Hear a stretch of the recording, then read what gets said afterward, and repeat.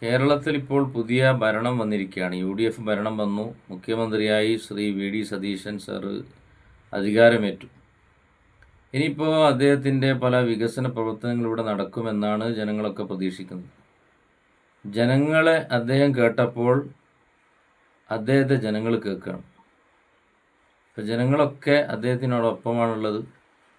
കേരളത്തിൻ്റെ സാഹചര്യം നമുക്കിപ്പോൾ മനസ്സിലാക്കാൻ സാധിക്കുന്നത് എല്ലാവരും വി.ഡി. സതീശനെ വളരെ പ്രതീക്ഷയോടുകൂടി കാണാം. അദ്ദേഹം പല അഭിമുഖങ്ങളിലായി സംസാരിച്ച പല സംസാരങ്ങളും ഇവിടെ ജനങ്ങളുടെ മനസ്സിൽ വല്ലാതെ സ്വാധീനം ചെലുത്തിയിട്ടുണ്ട്.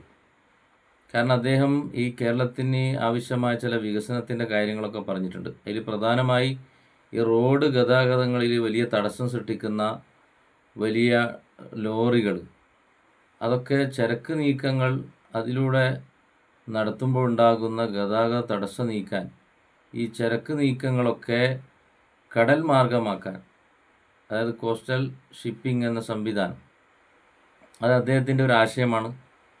തീർച്ചയായും അത് എത്രയും പെട്ടെന്ന് നടപ്പിലാക്കുകയാണെങ്കിൽ വലിയൊരു മാറ്റത്തിന് നമ്മുടെ കേരളത്തെ വിധേയമാക്കാൻ സാധിക്കും. വിപ്ലവകരമായൊരു മാറ്റം ഉണ്ടാവും. റോഡുകളിലൊക്കെ ഒരുപാട് നമുക്ക് സൗകര്യങ്ങൾ കൂടും. ഇപ്പോൾ തന്നെ പല ടൗണുകളിലും ഗതാഗത കുരുക്കാണ്. അതൊക്കെ ഒഴിവാക്കേണ്ടതാണ്.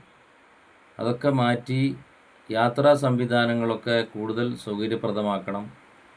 കടൽ നമ്മൾ വേണ്ട പോലെ ഉപയോഗപ്പെടുത്തണം. ഇതിനൊക്കെ ഈ പുതിയ ഭരണം കൊണ്ട് സാധിക്കുമെന്നാണ് പ്രതീക്ഷിക്കുന്നത്. സാധിക്കട്ടെ എന്ന് നമുക്ക് പ്രത്യാശിക്കാം.